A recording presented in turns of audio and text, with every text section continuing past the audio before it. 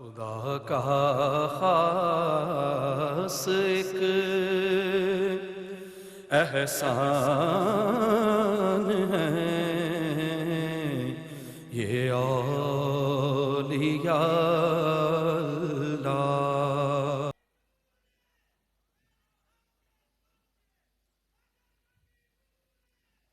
حضرات گرامی بولیے۔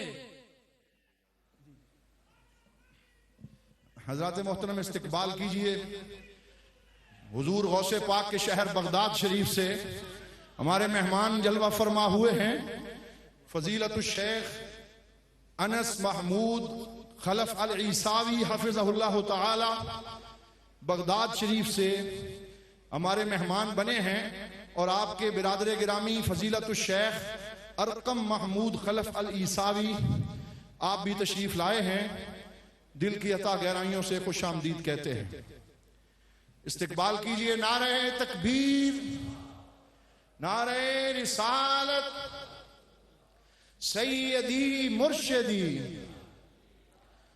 الحمدللہ من مدینہ بغداد، من بلد سیدنا و مولانا الامام الشریف السید محی الدین عبد القادر الجیلانی الغوث العظم رضی اللہ تعالی عنہ۔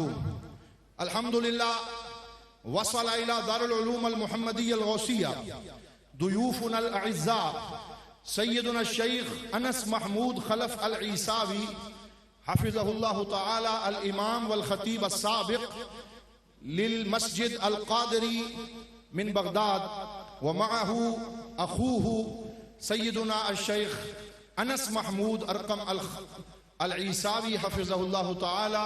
نرحب بكم من اعماق قلوبنا ونرجو منكم تکرار اللقاءات۔ حضرات گرامی میں بس دو تین باتیں کر کے تو گفتگو ختم کرنا چاہتا ہوں۔ یہ دراصل یہ جو محبت کا ایک سلسلہ چل رہا تھا تو حضرت ضیاء الامت رحمۃ اللہ علیہ کے اپنے زمانہ مبارک میں بھی یہ چیزیں ہوتی رہی کہ لوگ فتوے بھی لگاتے تھے، تنقید بھی ہوتی تھی، اور آپ کی سیرت میں یہ واقعہ آتا ہے کہ ایک بار کسی صاحب علم نے تقریباً 10 صفحات پہ فتویٰ لکھ کر اعتراضات آپ کی خدمت میں بھیجے، لیکن آپ نے جب وہ سارا مطالعہ کر لیا تو ایک لفظ بھی آپ نے کسی اور ورق پہ نہیں لکھا۔ اسی آخری ورق کو پلٹ کے آپ نے اس حدیث مبارکہ کا حوالہ دیا کہ من حسن اسلام المرء ترکہ ما لا یعنی ہے، کہ اسلام کا حسن یہ ہے کسی بھی انسان کو جب میرا رب یہ نعمت عطا فرماتا ہے تو کامیاب تب ہوگا جب وہ لا یعنی چیزوں کو چھوڑ دیتا ہے۔ تو حضرت ضیاء الامت رحمۃ اللہ علیہ نے تکفیر کا جواب تکفیر سے نہیں دیا، تنقید کا جواب تنقید سے نہیں دیا، سب و شتم کا جواب سب و شتم سے نہیں دیا۔ حضرت ضیاء الامت نے ویسے ایک انتقام لیا ہے۔ بات سن رہے ہیں جی میری؟ حضرت ضیاء الامت نے انتقام لیا ہے۔ آپ نے تکفیر نہیں کی، تنقید سے تنقید نہیں کی، گالی کا جواب گالی سے نہیں دیا، لیکن انتقام لیا ہے، اور وہی انتقام ہم نے بھی لینا ہے۔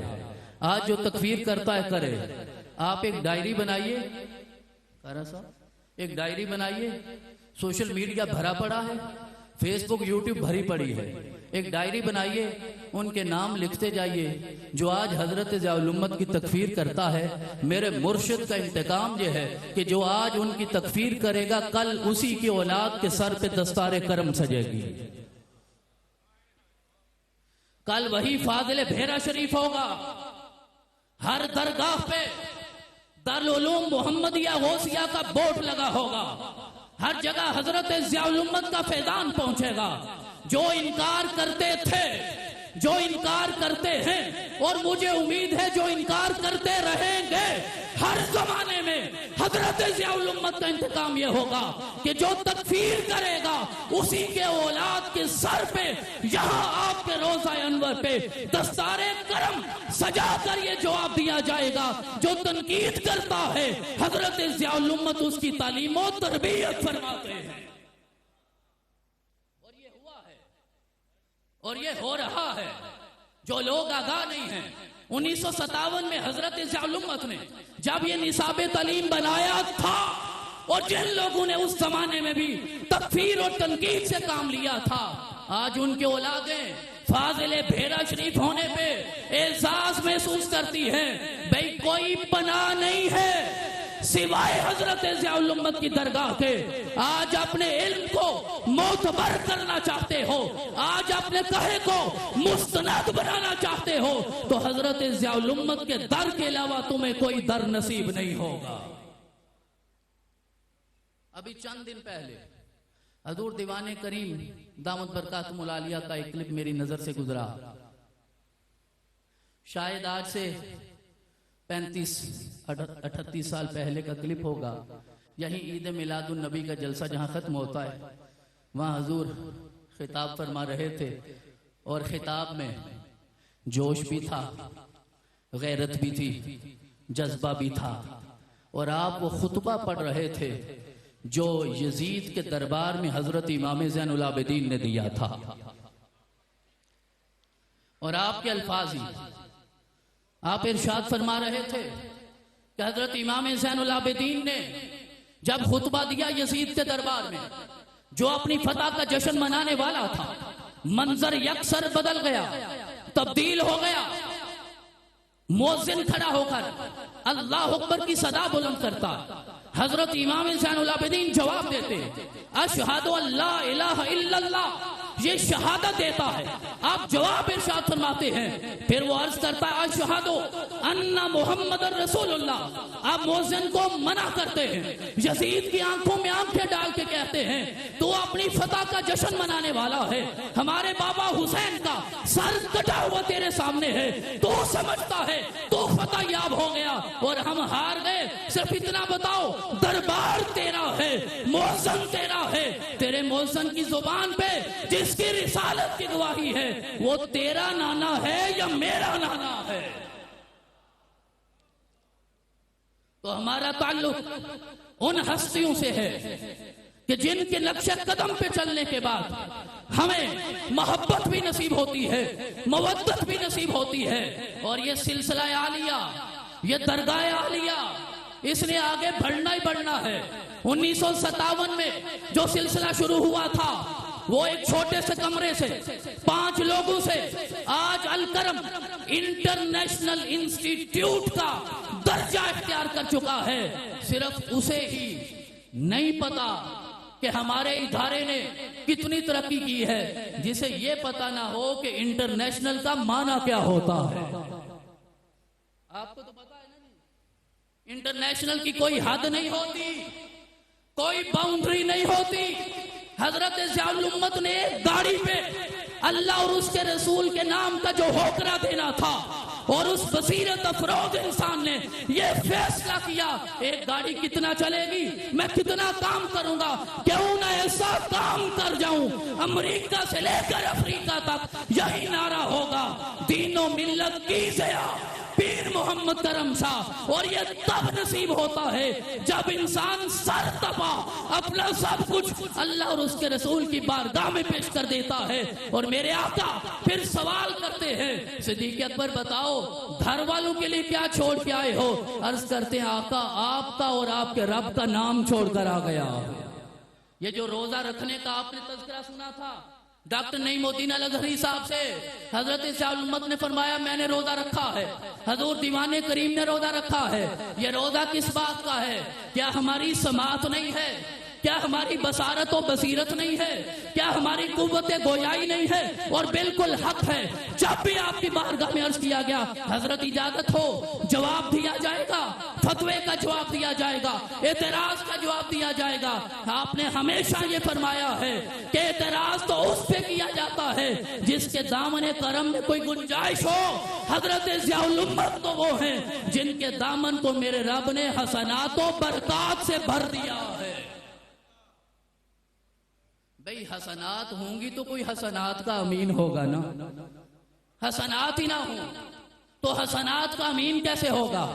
برکات ہی نہ ہوں تو برکات کا حفیظ کیسے ہوگا؟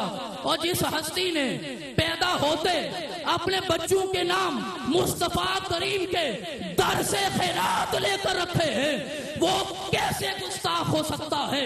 اس پہ کیسے کفر کا فتویٰ لگ سکتا ہے؟ بس ہمیں روکا گیا ہے، ورنہ جواب دیں، سارا زمانہ سنے گا کہ حضرت ضیاء الامت کی نسبی اولاد نہیں، روحانی اولاد بھی یہ جانتی ہے کہ جو کچھ بھی ہو جائے ہر لمحہ حضرت ضیاء الامت کا نام بلند ہوتا رہے گا۔ اللہ کریم ہمارا آنا اپنی بارگاہ میں قبول فرمائے، ہمارا یہاں بیٹھنا اپنی بارگاہ میں قبول فرمائے۔ بس ارادہ کر لو کہ ایک ایک اپنا بچہ اسی رستے میں لگانا ہے، غلام کرم شاہ بنانا ہے۔ کرم شاہ نہیں ہم بن سکتے، چاہ کر بھی نہیں بن سکتے، خواہش سے بھی نہیں بن سکتے، وہ بننا بڑا مشکل ہے۔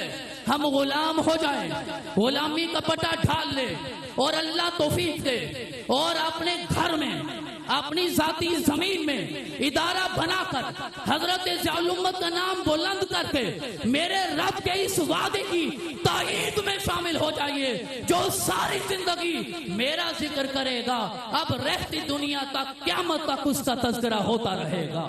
تو حضرت ضیاء الامت کا تذکرہ میرا رب کر رہا ہے، وہ ہوتا رہے گا۔ اللہ کریم دامن کرم سے ہمیں وابستہ ہونے کی توفیق عطا فرمائے۔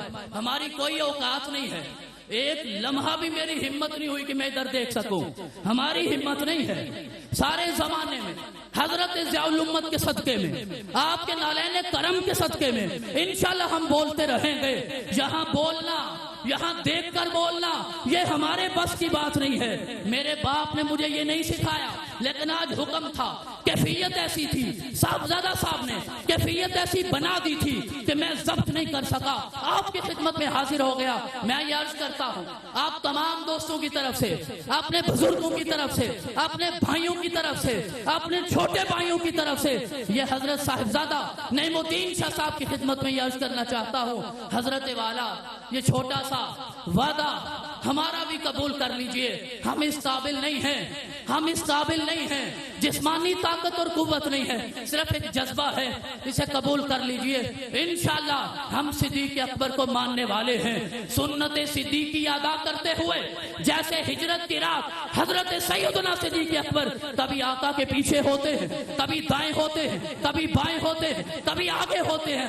آقا نے ہاتھ پکڑا، فرمایا صدیق کیا ہو گیا؟ عرض کرنے لگے آقا کبھی خیال آتا ہے دشمن سامنے سے حملہ کرے گا، سامنے ہو جاتا ہوں، پھر پیچھے جاتا ہوں۔ حضرت ہم اسی صدیق کو ماننے والے ہیں، ہم اسی صدیق کو ماننے والے ہیں۔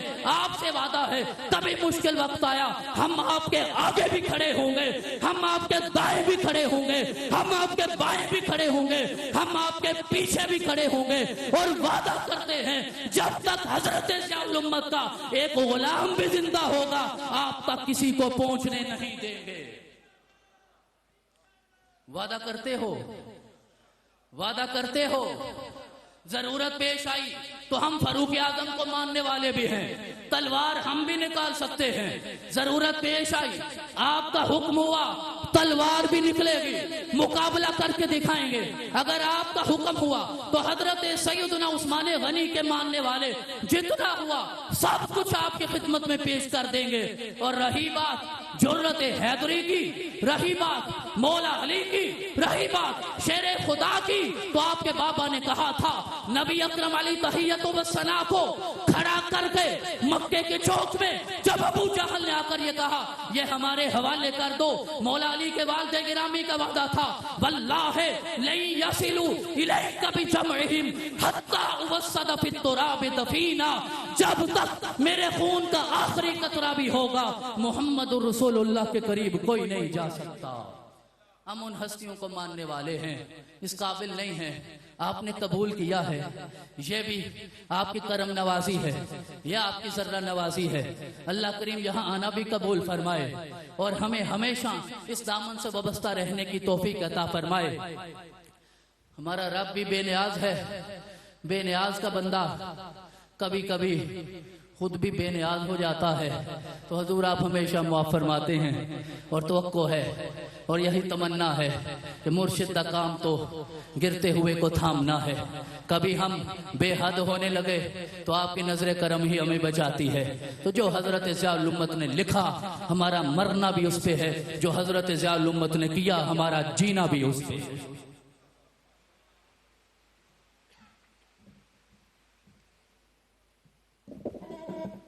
ماشاءاللہ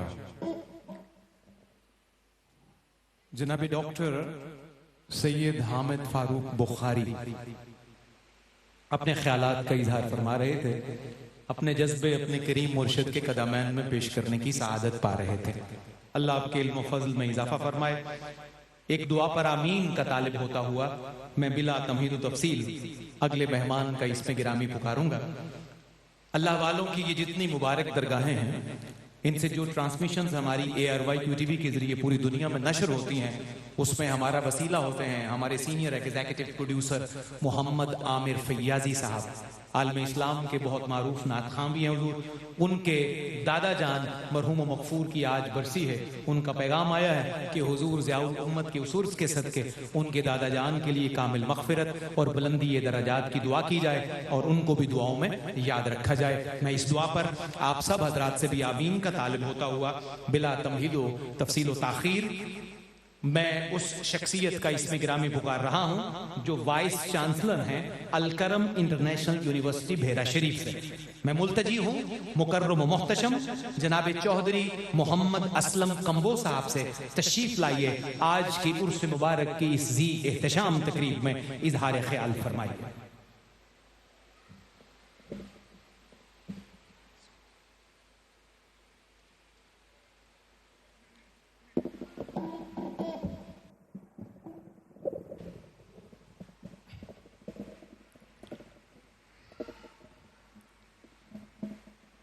اعوذ باللہ السمیع العلیم من الشیطان الرجیم بسم اللہ الرحمن الرحیم والذین جاہدوا فینا لنہدینہم سبلنا صدق اللہ مولانا العظیم۔ جانشین حضور ضیاء الامت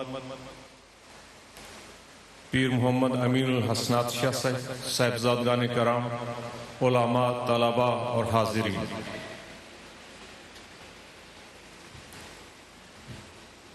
ایک بہت مشہور امام کا قول ہے، من لم یعرف احوال زمانہ فہو جاہل، کہ جو شخص اپنے زمانے کے حالات اور تقاضوں کو نہیں سمجھتا اس کا علم سے کوئی تعلق نہیں، ویسی ہے جیسے اس پاس علم نہ ہو۔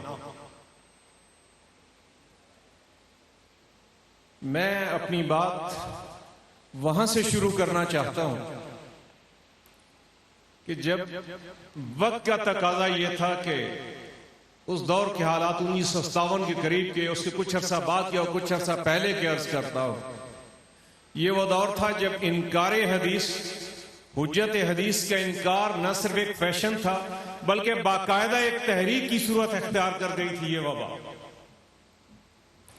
اور میں نے بہت جگہ منتشر اوراق دیکھے، دلائل دیکھے کہ حدیث کی حجت یہ ہے، حدیث کی ضرورت یہ ہے، حدیث کا اثبات یہ ہے، لیکن اگر کوئی مبسوط کتاب، اگر مدلل چیز، اگر کوئی کسی چیز کو کافی پایا تو حضور ضیاء الامت کی تصنیف سنت خیر الانام تھی۔ اس کے بعد آج تک نہ وہ تحریک رہی ہے نہ وہ فیشن رہا ہے، یہ اسی حضور ضیاء الامت کا فیض ہے کہ وہ تمام دروازے جن سے کسی بھی طرح سے اس دین متین کے لیے کوئی نامناسب آواز بلند ہو سکتی تھی، انہوں نے دلیل کے زور پر، انہیں علم کے زور پر اور اس انداز سے ان دروازوں کو بند کیا کہ آج ایسی جرأت کرنا بھی الحمدللہ محال۔ اسی طرح جو آیت مبارکہ میں نے آپ کے سامنے پڑھی ہے، اللہ رب العزت نے یہ فرمایا کہ جو لوگ ہمارے راستے میں جد و جہد کرتے ہیں، جستجو کرتے ہیں، کوشش کرتے ہیں، ہم ان کے لیے اپنے راستے کھول دیتے ہیں۔ ہم انہیں اپنے راستے دکھاتے ہیں، ہم اپنے راستوں پہ چلاتے ہیں۔ آپ ذخیرہ تفسیر پہ دیکھیے، بر صغیر میں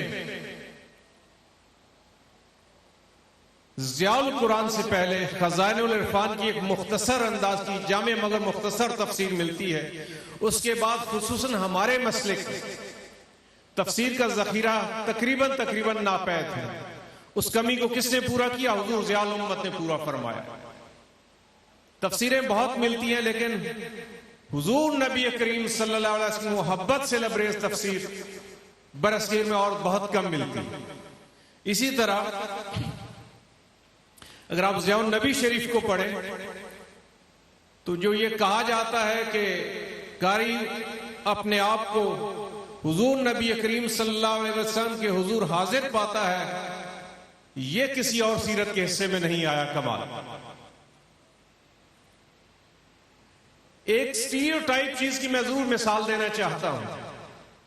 ایک زمانہ تھا کہ لوگ یہ سمجھتے تھے کہ جو دینی مدرسے کا طالب علم ہوگا یا ذہنی طور پہ معذور ہوگا یا جسمانی طور پہ معذور ہوگا یا دست و بازو سے محروم ہوگا یا اس کی بصیرت کم ہوگی یا بصارت کم ہوگی، لیکن حضور ضیاء الامت نے پہلی دفعہ یہ ثابت فرمایا، کیونکہ تمام اولیاء کرام کی زندگی کو جتنا بھی میں نے دیکھا ہے وہ اپنے زمانے کے سب سے جید عالم تھے۔ بالخصوص اولیاء چشت میں اگر آپ دیکھیں تو خواجہ معین الدین چشتی اجمیری ہو یا حضور نظام الدین الیاء ہو، بابا فرید گنج شکر ہو یا خواجہ محمد قمر الدین سیالوی ہو، سب کو آپ دیکھیں اپنے زمانے کے سب سے ممتاز عالم تھے، لیکن انہوں نے تمام مناصب کو ایک طرف رکھا اور صرف دین متین کی خدمت کے لیے اپنی تمام توانائیوں کو وقف کیا۔ اس دن سے آپ نے یہ اہتمام فرمایا کہ آئندہ جو لوگ دینی علم حاصل کریں گے وہ صاحب بصیرت بھی ہوں گے، صاحب بصارت بھی ہوں گے، اور یہ سٹیریوٹائپنگ ختم ہو جائے گی کہ جو معذور ہے صرف وہ دین کے علم حاصل کرے گا، بلکہ جس کو اللہ نے سب سے زیادہ صلاحیت عطا فرمائی ہے، آپ نے یہ رواج ڈالا کہ وہ لوگ آ کے دین کے علم حاصل کریں گے اور نہ صرف صاحب بصیرت بلکہ بصیرت کو تقسیم بھی کریں گے۔ اس سلسلے کو آپ دیکھیے کہ ایک زمانہ تھا لوگ یہ سمجھتے تھے کہ شام کو ہم یہ دیکھا کرتے تھے کہ لوگوں کے گھروں کے دروازے کھٹکھٹاتے تھے اور انتہائی لجاجت کے ساتھ ایک روٹی یا آدھی روٹی کے لیے درخواست کرتے تھے۔ کسی کو توفیق ہوتی تھی تو ان کی عزت کرتا تھا، کسی کو توفیق نہیں ہوتی تھی تو کوئی ایسے فکرے کہہ دیتا تھا کہ دین کے علم حاصل کرنے والے کی حوصلہ شکنی ہوتی تھی، اہانت ہوتی تھی۔ آپ نے پہلا رواج یہ قائم فرمایا کہ دین کے نام پر گداگری کا رواج ختم کیا آپ نے۔ کبھی میں نے نہیں دیکھا اپنی زندگی میں کہ اس مدرسے کے نام پر کبھی چندے کی تحریک چلائی گئی ہو، کبھی رسیدیں دی گئی ہوں، کبھی کوئی اس طرح کی کوشش کی گئی ہو کہ لوگ ہاتھ میں رسیدوں کی کتابیں لے کے پھر رہا ہو۔ آپ نے یہ اہتمام بھی فرمایا اور اللہ نے ان پہ یہ کرم فرمایا کہ دین کے لیے، دین کے نام پہ گداگری کے رواج کو آپ نے ختم فرمایا۔ دین کے علم حاصل کرنے والوں کے لیے روزگار کے دروازے بند تھے، لیکن آپ کے بنائے ہوئے نظام میں یہ طاقت تھی کہ لوگ آ کے باقاعدہ درخواستیں کرتے تھے کہ اس مدرسے ہمیں اپنا مدرسہ قائم کرنا ہے، اپنے ادارہ قائم کرنا ہے، ہمیں اپنی مسجد کو ایک ممتاز مقام دینا ہے۔ تو ان کے ذہن میں ایک ہی بات ڈالی جاتی تھی کہ اگر آپ یہ چاہتے ہیں کہ لوگ ہر قسم کے فتنے سے بھی بچیں اور جو لوگ وہاں بات کرنے کی بات مدلل بھی ہو اور کوئی فتنہ بھی نہ ہو اور لوگ بصارت اور بصیرت لے کے جائیں، تو ہمیشہ یہ کوشش کرتے تھے کہ اس ادارے کے طلباء کو منتخب کریں اپنے مدارس کے لیے، اپنی مساجد کے لیے اور اپنے اداروں کے لیے۔ مجھے ہمیشہ یہ کہا جاتا ہے کہ آپ اپنی یونیورسٹی کا تعارف پیش کروائیں۔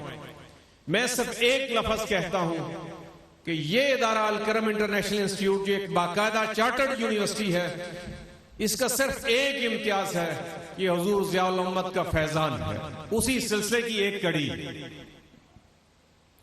اور نہ صرف یہ کہ حضور ضیاء الامت نے اس چیز کو محکم رکھا، بلکہ میں آج تحدیث نعمت کے طور پہ آپ کے سامنے یہ بیان کرتا ہوں کہ میرے جتنے دوست تھے پڑھے لکھے، جتنے انتظامی سطح پہ کام کرنے والے لوگ تھے، وہ یہ کہتے تھے کہ اپنی یونیورسٹی کا بزنس ماڈل ٹھیک رکھنا.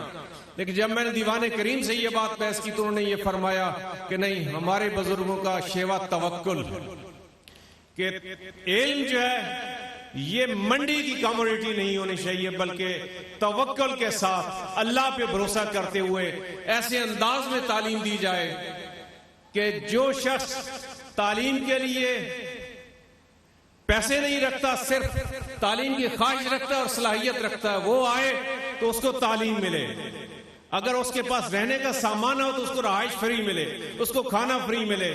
آپ نے نہ صرف یہ کہا بلکہ یہ کر کے دکھایا اور یہ بتایا کہ وہ بزنس ماڈل جو اس پہ مبنی ہے کہ اتنی فیس ہو تو اتنی تنخواہ اساتذہ کو دی جا سکتی ہے، اس کی بجائے آپ نے یہ ماڈل قائم فرمایا کہ اللہ پہ توکل کرو، اور جو لوگ علم کی تڑپ رکھتے ہیں ان کو اس انداز میں تعلیم دو کہ ان کے لیے نہ فیس کی پریشانی ہو، نہ کھانے کی پریشانی ہو، نہ رہائش کی پریشانی ہو، بلکہ صرف توکل اور اللہ کی رضا کے لیے ان کو تعلیم دو. آج پچھلے ہفتے جتنے یونیورسٹی میں بل پاس ہوئے ہیں، 300 کے قریب یونیورسٹیاں ہو گئی ہیں اس ملک میں.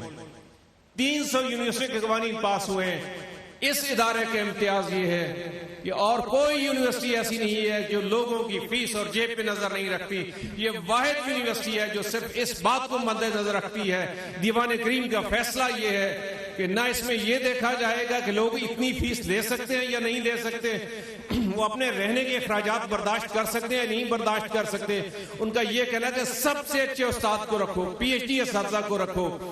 اور میں آپ کو یقین دلاتا ہوں الحمدللہ آج لا کالج قائم ہو چکا ہے.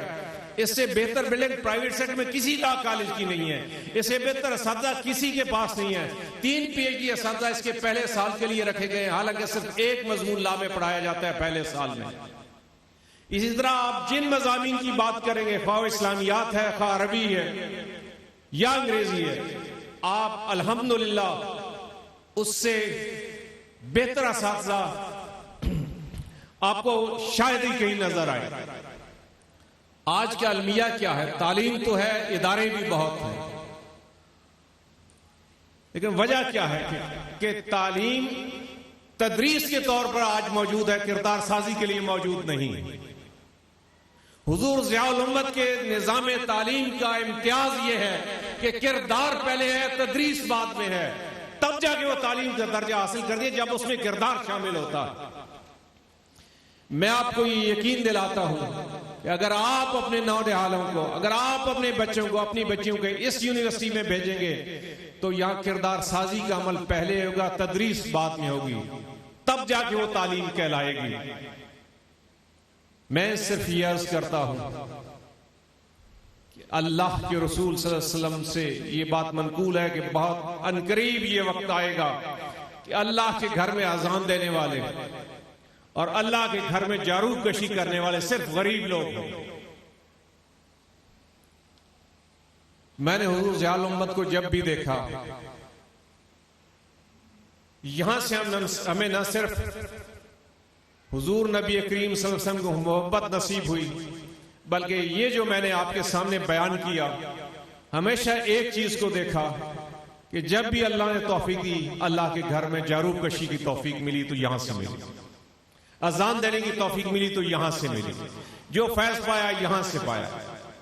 ایک دفعہ رضا الدین صدیقی صاحب اور میں حضور ضیاء الامت سے اجازت لے کے ہم بہت سے طلبہ ایک کنونشن میں گئے تو مولانا محمد بخش مسلم مرحوم سے ملاقات ہوئی تو انہوں نے یہ ہمیں کہا کہ اگر علامہ ایک شعر کہتے اور ان کا سارا شعری ذخیرہ نہ ہوتا تو تب بھی وہ اتنے عظیم شاعر اور اتنے عظیم انسان اور اتنے عظیم اسکالر تھے. اور انہوں نے یہ کہا کہ وہ شعر یہ ہے کہ بمصطفیٰ برساں کہ دیں ہماؤس گربعون رسید تمام بو لہابیس.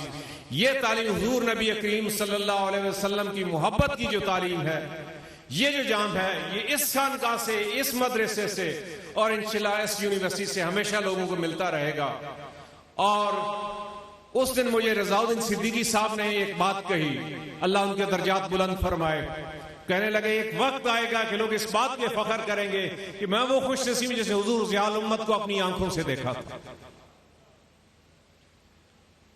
تو میں آج اس بات کا برملا اظہار کرتا ہوں کہ جو حضور نبی کریم صلی اللہ علیہ وسلم کی محبت اور ان کے دین کی جو محبت اور جو ان کی امت کا درد اس خانوادے، اس خان کا اور اس مدرسے اور اس یونیورسٹی سے لوگوں کو نصیب ہوا ہے اور ہوگا، اس کی انشاءاللہ مثال کسی اور ادارے میں آپ کو نہیں ملے گی. میں اس دعا کے ساتھ کہ اللہ تعالیٰ اس فیض کو جاری رکھے اور ان خاندان کو برکت دے. وآخر دعوانا علی الحمدللہ رب العالمین. خدا کا خاص ایک احسان ہے یہ اولیاء